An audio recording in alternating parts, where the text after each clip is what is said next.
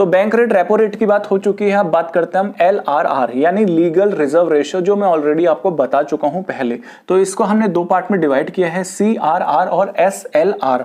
CRR का मतलब है cash reserve ratio, SLR statutory liquidity ratio. इन दोनों को एक साथ समझाऊंगा तो ध्यान से देखो मैंने आपको एक चीज बताया था, कमर्शियल बैंक क्या करते हैं भैया, कोई भी डिपॉजिट लेते हैं, मान लो 100 रुपए लेंगे तो इसका कुछ परसेंटेज अपने पास रखेंगे, ठीक है, सपोज 10% अपने पास रखेंगे और इसका कुछ परसेंट इनको RBI के पास रखना पड़ता है। ये मैंने आपको बताया था, बोलो हाँ या ना, बिल्कुल।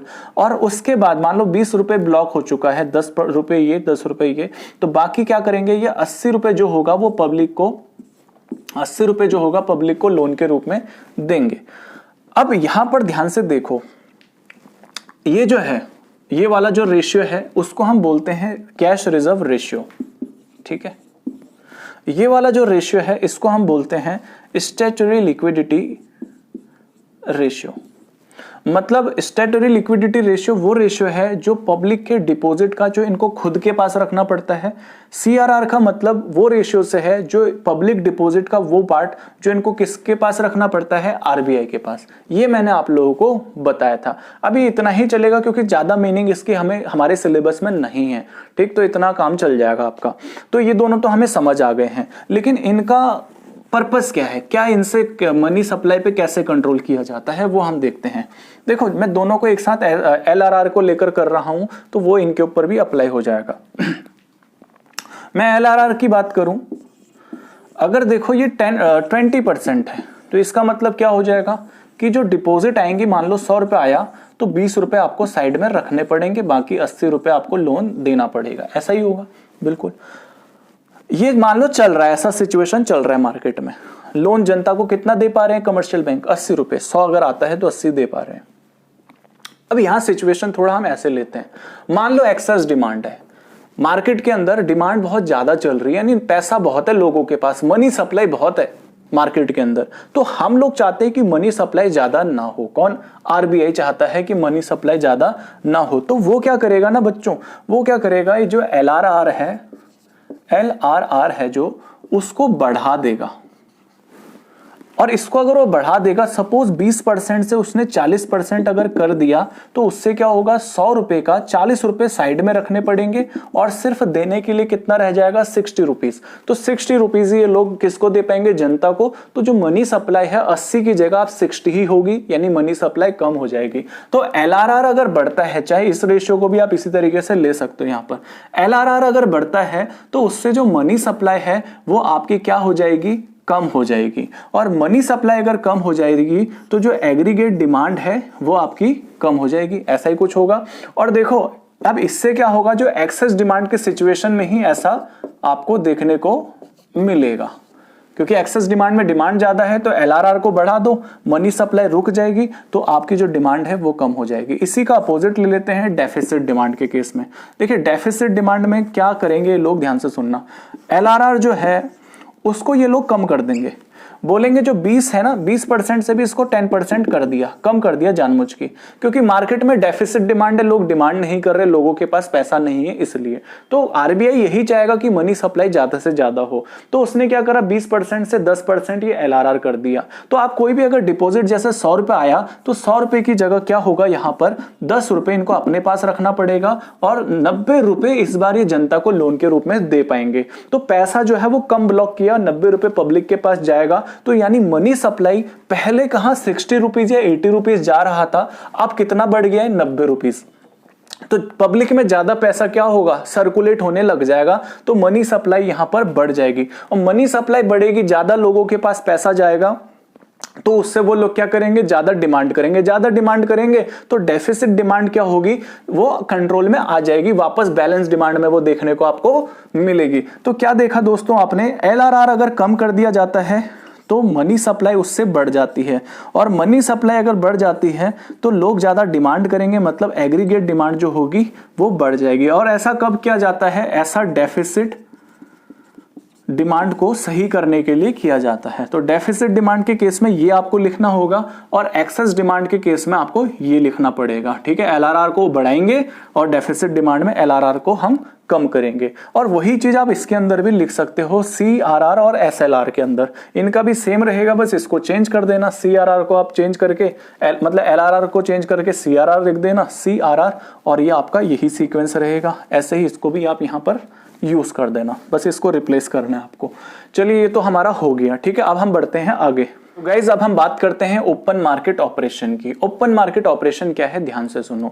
ओपन मार्केट ऑपरेशन का मतलब है आरबीआई गवर्नमेंट के बिहाफ पर गवर्नमेंट की जो सिक्योरिटीज हैं उनको पब्लिक में बेचता है या पब्लिक से उनको खरीदता है। इसी चीज को बोलते हैं ओपन मार्केट ऑपरेशन। अब ये सिक्योरिटीज क्या बोला और क्यों खरीदते हैं, क्यों बेचते हैं, ये क्या चीज है वो मैं आपको बताता हूं। फिर हम इससे डेफिसिट डिमांड पे क्या असर पड़ रहा है या एक्सेस डिमांड पे क्या असर पड़ रहा है देखेंगे। देखिए सिक्योरिटी का मतलब ये समझ लीजिए एक प्रूफ है। आरबीआई क्या बोल रहा है आपसे, आरबीआई बोल रहा है जनता अगर आपको गवर्नमेंट पे भरोसा है, आपको लगता है कि गवर्नमेंट कुछ करेगी, तो आप हमें पैसा दीजिए और ये पैसा हम गवर्नमेंट को देंगे और गवर्नमेंट आपको एक अच्छा खासा रिटर्न देगी। तो आप लोगों ने बोला बिल्कुल हमें गवर्नमेंट पे भरोसा है और आपने मुझे पैसा दे दिया। अब जब आप मेरे को पैसा दोगे तो बदले में आपको कुछ सबूत दूंगा, नहीं दूंगा, बिल्कुल। तो मैंने आपको क्या किया, गवर्नमेंट की सिक्योरिटी है, मतलब इसके ऊपर सारा का सारा साइन वगैरह गवर्नमेंट का लगा होगा। और ये डॉक्यूमेंट की खास बात ये होती है सिर्फ गवर्नमेंट ही इशू करेगी, क्योंकि हर कंपनियों का अलग डॉक्यूमेंट होता है, गवर्नमेंट का अलग होता है। तो इससे पता चल जाएगा कि आपने गवर्नमेंट से खरीदा है। अब ये डॉक्यूमेंट आपको जब दिया जाएगा तो इसके ऊपर सब चीजें लिखी होंगी कि आपने गवर्नमेंट को पैसा दिया है और वो पैसा आपको मिल जाएगा, उस पर कितना रिटर्न मिलेगा, अलग अलग जो भी टर्म्स एंड कंडीशन है इसके ऊपर लिखकर आप लोगों को दिया जाएगा। तो ये क्या करा, आरबीआई ने गवर्नमेंट की सिक्योरिटीज को पब्लिक में सेल कर दिया और बदले में आप लोगों ने हमें पैसा दिया, जो पैसा आरबीआई क्या करेगा, गवर्नमेंट को दे देगा। इसी तरीके से इसको खरीदा कब जाएगा, जैसे कि मान लो कुछ लोगों के पास ऑलरेडी पड़ा हुआ है ये क्या, गवर्नमेंट की सिक्योरिटीज। तो आरबीआई क्या बोलेगा, हे जनता सुनो, आप लोगों को हम अच्छा खासा रिटर्न दे रहे हैं, क्या आप लोग अपनी सिक्योरिटी हमें बेचोगे। तो आप लोग लालच में आ जाते हो कि यार ये गवर्नमेंट की सिक्योरिटी अभी तुरंत बेच देते हैं तो अच्छा खासा आप लोगों को पैसा मिल जाएगा। तो इस केस में क्या करेगा, आरबीआई सिक्योरिटीज आप लोगों से परचेस कर लेगा जो बेची थी उसने, और बदले में आप लोगों को पैसा दे देगा। समझ आए, यही क्या है, ओपन मार्केट ऑपरेशन है। और ये ऐसा ही जैसे आप शेयर वगैरह खरीद रहे हो इस टाइप का ये भी है, बट गवर्नमेंट पे ज्यादा भरोसा होता है क्योंकि गवर्नमेंट तो गवर्नमेंट है, पैसा उसके पास दबा के होता है, तो डूबने का चांस नहीं होता। ठीक, अब यहां पर ध्यान से देखो, ओपन मार्केट ऑपरेशन तो आपको समझ आ गया। तो ओपन मार्केट ऑपरेशन में एक्सेस डिमांड और डेफिसिट डिमांड पे क्या असर पड़ता है वो ध्यान से सुनिए, और आरबीआई इसको कैसे कर रहा है वो भी ध्यान से सुनिए। देखिए एक्सेस डिमांड की सिचुएशन को अगर हम लें, एक्सेस डिमांड यानी डिमांड बहुत ज्यादा है, तो अपना काम रहता है कि डिमांड को कैसे भी हम कम करें, है ना। तो एक्सेस डिमांड के सिचुएशन में क्या होगा, ये जो सिक्योरिटीज हैं इनको क्या कर दिया जाएगा, सेल कर दिया जाएगा।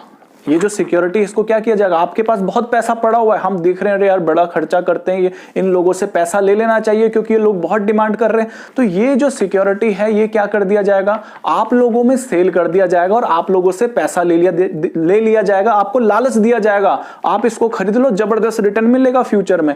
तो क्या कर दिया हमने, एक्सेस डिमांड के केस में सेल ऑफ सिक्योरिटीज किया, सिक्योरिटीज की हम सेल कर रहे हैं। तो उससे क्या हो रहा है, जो मनी सप्लाई है वो क्या हुआ, मनी सप्लाई कम हुआ क्योंकि आपकी जेब से पैसा निकलकर गवर्नमेंट के पास आ गया और आपके पास ये सिक्योरिटी आ गई, तो मनी सप्लाई कम हुई। और मनी सप्लाई कम होगी तो उसका असर क्या होगा, जो आपकी एग्रीगेट डिमांड है वो कम हो जाएगी।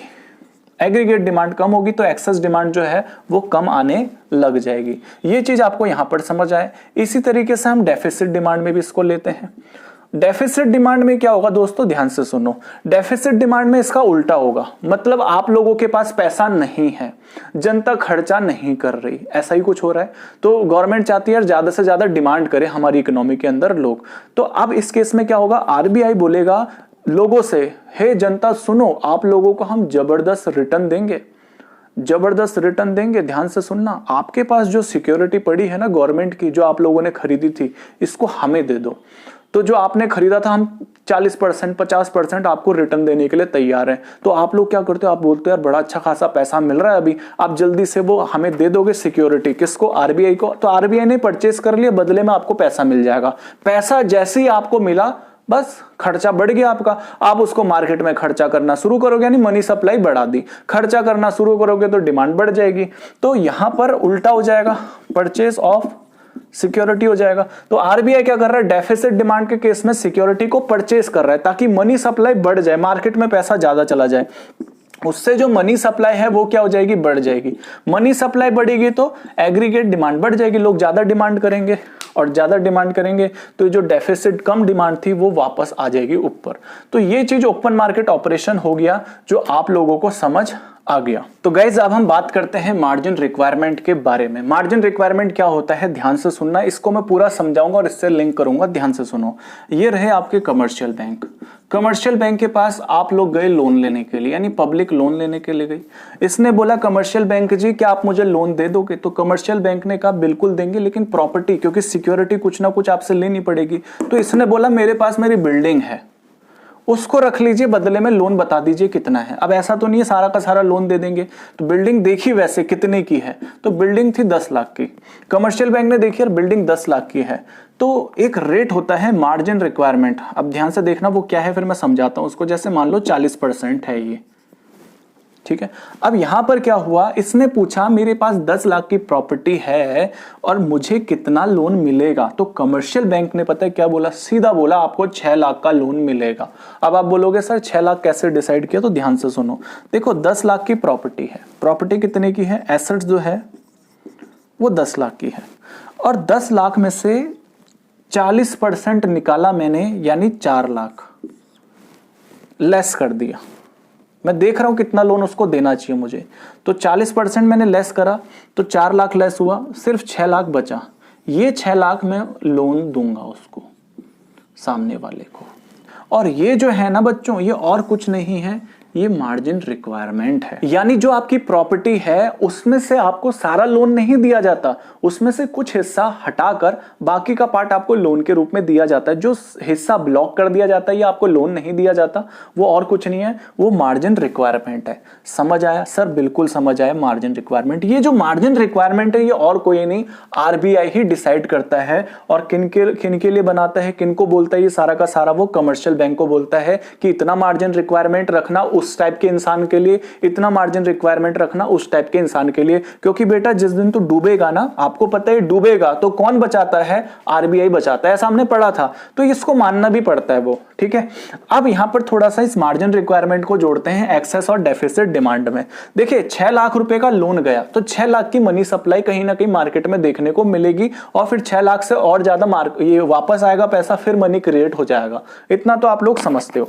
तो 4 लाख जो है, अगर मान लो मार्जिन रिक्वायरमेंट में 0 कर दूं, बिल्कुल 0 कर दूं इसको रेट को, तो क्या होगा, 10 लाख की प्रॉपर्टी होगी, 10 लाख का लोन दिया जाएगा, क्योंकि ये तो कुछ होगा ही नहीं। तो उस केस में क्या होगा, अगर मार्जिन रिक्वायरमेंट 0 है तो ज्यादा लोन जाएगा मार्केट में, और ज्यादा लोन अगर कमर्शियल बैंक दे पाए तो उससे क्या होगा, उससे मनी सप्लाई बढ़ेगी, लोगों के पास ज्यादा पैसा आएगा, तो वो लोग ज्यादा डिमांड करेंगे। समझ आया होगा आप लोगों को? बिल्कुल। इसी तरीके से इसका रिवर्स ले लो, 4 लाख की जगह अगर मैं बोल दूं 8 लाख है, तो 8 लाख अगर ये होता है तो इसका मतलब सिर्फ 2 लाख का लोन ही दिया जाएगा मार्केट में। और बताओ अगर 2 लाख का लोन आपको मिलता है 10 लाख की प्रॉपर्टी गिरवी रखने से, क्या आप लोन लोगे? नहीं लोगे। आप 2 लाख भी मना कर दोगे, बोलोगे यार 10 लाख का प्रॉपर्टी तुम्हें दूं, तुम 2 लाख का मुझे लोन दोगे, तो कौन रखेगा इतनी प्रॉपर्टी को? लोन नहीं लोगे, और लोन नहीं लोगे तो मनी सप्लाई नहीं हो पाएगी। तो अगर लोन ज्यादा से ज्यादा जाता है मार्केट में, मनी सप्लाई बढ़ती है, और अगर लोन कम जाता है तो मनी सप्लाई कम होती है। और मार्जिन रिक्वायरमेंट आपको समझ आ गया है ये क्या है एक तरीके से। तो अगर ये ज्यादा है तो मनी सप्लाई क्या है, कम है, और अगर ये कम है तो मनी सप्लाई क्या है, ज्यादा है। ऐसा तो देखने को मिल रहा है, लोन ज्यादा जा रहा है तो ज्यादा मनी सप्लाई हो रही है, कम जा रहा है तो कम मनी सप्लाई हो रही है। तो इसको जोड़ते हैं एक्सेस डिमांड और डेफिसिट डिमांड से। देखो एक्सेस डिमांड के सिचुएशन में क्या होगा, ध्यान से देखना। एक्सेस डिमांड के सिचुएशन में यानी लोगों के पास ज्यादा पैसा है, तो गवर्नमेंट यही चाहेगी, आरबीआई यही चाहेगा कि लोगों के पास कम पैसा जाए। तो वो क्या करेगा, जो मार्जिन रिक्वायरमेंट है उस रेट को बढ़ा देगा। क्योंकि हम नहीं चाहते ज्यादा पैसा लोगों के पास जाए, क्योंकि बहुत डिमांड करते हैं ये लोग। मार्जिन रिक्वायरमेंट को बढ़ा दो, 8 लाख कर दो तो कम लोन जाएगा। अगर मार्जिन रिक्वायरमेंट बढ़ेगा तो मनी सप्लाई जो है वो क्या हो जाएगी, कम हो जाएगी। मनी सप्लाई कम हो जाएगी तो क्या होगा, जो आपकी एग्रीगेट डिमांड है वो गिर जाएगी। अगेन फिर क्या होगा, जो डिमांड ज्यादा थी वो क्या हो जाएगी, वो कंट्रोल में आ जाएगी। इसका अपोजिट लेते हैं डेफिसिट डिमांड में। तो डेफिसिट डिमांड के केस में क्या है, क्या होगा, जनता के पास पैसा बहुत कम है, मतलब लोग खर्चा नहीं कर पा रहे, डिमांड नहीं कर पा रहे, तो लोगों के पास पैसा जाना बहुत जरूरी है। ऐसी सिचुएशन अगर इकोनॉमी में आ गई तो क्या होगा, तो पैसा नहीं है तो अब क्या करेंगे लोग, ज्यादा से ज्यादा आरबीआई चाहेगा ज्यादा से ज्यादा जनता के पास पैसा जाए, है ना। तो ज्यादा से ज्यादा पैसा जाए तो उसके लिए क्या करेगा, जो मार्जिन रिक्वायरमेंट है उसको कम कर देगा।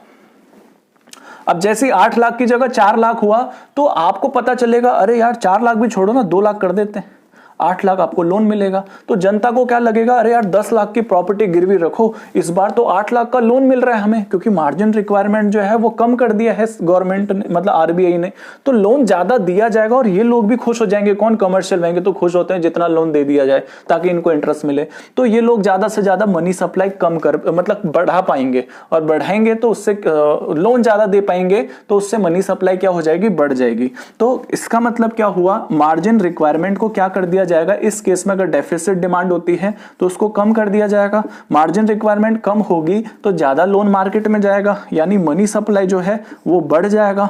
मनी सप्लाई बढ़ेगा तो एग्रीगेट डिमांड जो है वो बढ़ जाएगी। तो जो डेफिसिट डिमांड की जो सिचुएशन है वो क्या हो जाएगी, सॉल्व हो जाएगी, कंट्रोल में आ जाएगी। गाइस अब हम बात करते हैं यहां पर सिलेक्टिव क्रेडिट कंट्रोल की। देखिए सिलेक्टिव क्रेडिट कंट्रोल क्या होता है, बड़ा आसान है, दोनों के दोनों आसान है, ज्यादा कुछ नहीं है।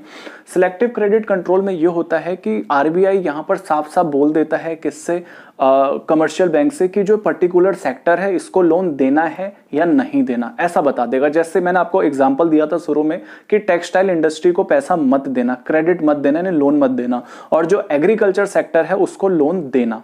समझ रहे हो। तो अगर थोड़ा सा आप इस तरीके से सोचो, मान लो टेक्सटाइल इंडस्ट्रीज को लेकर चलते हैं, तो इसके लिए किस तरीके से अप्लाई किया जा सकता है, सिलेक्टिव क्रेडिट कंट्रोल। नाम ही इसका सिलेक्टिव है, मतलब कहां किस एरिया में कंट्रोल करना है, सिलेक्ट करके कंट्रोल कर रहे हैं किस चीज को, क्रेडिट को। तो यहां पर जैसे बोल देगा अगर आरबीआई बोल देगा कमर्शियल बैंक को कि इस एरिया में पैसा मत देना, तो मनी सप्लाई कंट्रोल में आ जाएगी। और अगर बोल देगा कि इस एरिया में पैसा देना, तो उससे क्या हो जाएगा, मनी सप्लाई बढ़ जाएगी। समझ आया। तो इसको हम दोनों तरीके से ले सकते हैं। देखो मैं ज्यादा डिटेल में नहीं जा रहा, क्योंकि ना ये चीज जो है इसकी मीनिंग जो है वो इतनी जरूरी नहीं है, क्योंकि वो आपके सिलेबस में इधर नहीं है, वो मनी एंड बैंकिंग में था जो इस साल के लिए हटा दिया, तो मैंने वहां पर आपको इसलिए नहीं समझाया ये। अब देखो अगर इसका एप्लीकेशन पॉजिटिव मैनर में होता है तो इसमें क्या होगा, वो मोटिवेट करेगा किसको, कमर्शियल बैंकों की एक्सटेंशन ऑफ क्रेडिट करिए, मतलब ज्यादा आप क्रेडिट दीजिए, ज्यादा लोन दीजिए। तो उस केस में क्या होगा, उस पर्टिकुलर एरिया में मनी सप्लाई जो होगी वो बढ़ जाएगी और वहां की जो एग्रीगेट डिमांड हो जाएगी, मतलब ओवरऑल एग्रीगेट डिमांड क्या हो जाएगी, इकोनॉमी की बढ़ जाएगी। तो ये इकोनॉमी में एग्रीगेट डिमांड कब बढ़ाया जाता है, जब हमारी जो सिचुएशन है वो कौन सी है, डेफिसिट डिमांड की जो सिचुएशन है उसमें ऐसा किया जाएगा। तो ये वाला आप यहां ध्यान रखना, ठीक है। तो डेफिसिट डिमांड की सिचुएशन में इसको पॉजिटिव मैनर से अप्लाई किया जा सकता है, जिससे एक्सटेंशन ऑफ क्रेडिट दिया जाएगा और मनी सप्लाई बढ़ेगी तो एग्रीगेट डिमांड बढ़ेगा, तो डेफिसिट डिमांड आपका सही हो जाएगा। और अगर हम बात करें इसके नेगेटिव मैनर की, तो नेगेटिव मैनर में भी इसको अप्लाई किया जा सकता है। जैसे बोल देगा इस एरिया में आप लोन मत देना, ये डिस्करेज कर रहे हैं कहीं ना कहीं, ठीक है, कमर्शियल बैंक को बोल दिया गया है लोन मत देना, तो उस पर्टिकुलर एरिया में रेस्ट्रिक्ट हो जाएगा क्या, फ्लो ऑफ क्रेडिट, पैसा नहीं जाएगा तो मनी सप्लाई कम हो जाएगी। मनी सप्लाई कम होगी तो एग्रीगेट डिमांड क्या हो जाएगी, कम हो जाएगी। तो जब एक्सेस डिमांड होता है तो हमें एग्रीगेट डिमांड को कम ही तो करना है, एग्रीगेट डिमांड कम हो जाएगी। और क्या चाहिए हमें, किस सिचुएशन में, एक्सेस डिमांड की सिचुएशन में। तो एक्सेस डिमांड में आपको ये चीज थोड़ा सा लिखना है कि नेगेटिव मैनर में इसको अप्लाई किया जाएगा, जिसकी वजह से फ्लो जो है रेस्ट्रिक्ट हो जाएगा, मनी सप्लाई कम हो जाएगी, तो एग्रीगेट डिमांड यहाँ पर कम हो जाएगा। तो अब लास्ट पॉइंट की हम लोग बात करते हैं, मॉरल सुएशन। देखिए मॉरल सुएशन क्या है, देखिए ये मॉनेटरी पॉलिसीज बना रखी हैं किसके लिए? कमर्शियल बैंक के लिए। अगर कमर्शियल बैंक उनको फॉलो नहीं करता तो फिर उसके बाद क्या होगा बताओ? अगर कोई रूल फॉलो नहीं करेगा तो क्या होगा? पहले हाथ जोड़े जाएंगे, फिर उसके बाद क्या होगा? फिर उसके बाद उसके ऊपर दबाव डाला जाएगा अच्छे तरीके से, है ना। तो पहले वर्ड को समझते हैं। मॉरल सुएशन का मतलब है परसुएशन प्लस प्रेशर का ये कॉम्बिनेशन होता है। परसुएशन का मतलब होता है रिक्वेस्ट करना, यानी पहले हाथ जोड़े जाएंगे कि भाई साहब फॉलो कर लो, जो भी हमने क्रेडिट को कंट्रोल करने के लिए जो पॉलिसीज बनाई है फॉलो करो। अगर नहीं माना जाएगा तो फिर दबाव दिया जाएगा। दबाव कैसे दिया जाएगा? धमकी भरे खत भेजे जाएंगे उस कमर्शियल बैंक को जो फॉलो नहीं कर रहा। ठीक है, अब थोड़ा सा आसान है, सब कोई ऐसी बड़ी बात नहीं है यहां पर। मतलब ये जो होता है ना मॉरल सुएशन, चाहे उसके अंदर रिक्वेस्ट बोलो चाहे आप प्रेशर बोलो, वो किस लिए दिया जा रहा है? ताकि मॉनेटरी पॉलिसी को फॉलो किया जाए। अब मॉनेटरी पॉलिसी को फॉलो करने का मतलब यह है, यहां पर पहले तो कैसे किया जाएगा वो समझते हैं। यहां जनरली स्पीचेस जो होते हैं, डिस्कशन जो होते हैं या लेटर के थ्रू ये सारी बातें की जाती हैं। उनको यानी मोटिवेट किया जाता है कि ऐसा करिए, इनको फॉलो करो, ये करोगे तो वो होगा, वो करोगे तो ये होगा। ठीक है, तो मॉरल सुएशन जरूरी है इनको फॉलो करने के लिए, हमें समझ आता है। अब ये मॉरल सुएशन दो तरीके से हो सकता है। आप किसी एंकरेज करने के लिए हो सकता है कि भैया इस पर्टिकुलर सेक्टर में या ये जो इकोनॉमी है इसकी ऐसी हालत हो रही है तो यहाँ पर ज्यादा से ज्यादा मनी सप्लाई करिए। या इस वे में हो सकता है कि आप मनी सप्लाई मत करिए, डिमांड बहुत ज्यादा है मार्केट के अंदर, पैसे को कम से कम लोगों को बांटिए। बाकी आप जानते हो अगर आपने ये नहीं फॉलो किया तो लेंडर ऑफ लास्ट रिजॉर्ट कौन है? हम ही लोग हैं। लास्ट में हम ही लोग बचाएंगे, आप कोई जनता नहीं बचाती। ऐसा हमने लेंडर ऑफ लास्ट रिजॉर्ट कहां पढ़ा था? वहां पे पढ़ा था मनी एंड बैंकिंग में। ठीक है, तो इसको पॉजिटिव मैनर से क्रेडिट को बढ़ाया जा सकता है और डिस्करेज भी किया जा सकता है जिससे क्रेडिट को कंट्रोल किया जा सकता है। तो ये आपको समझ आया। अब ये जो मैंने पहले बोले हैं इनको आपको लिखना जरूरी है, ये आप लास्ट में लिखोगे मॉरल सुएशन को। तो ये टॉपिक दोस्तों हमारा यहाँ खत्म होता है और कुछ नहीं बचा इस चैप्टर के अंदर यहाँ पर। ठीक है।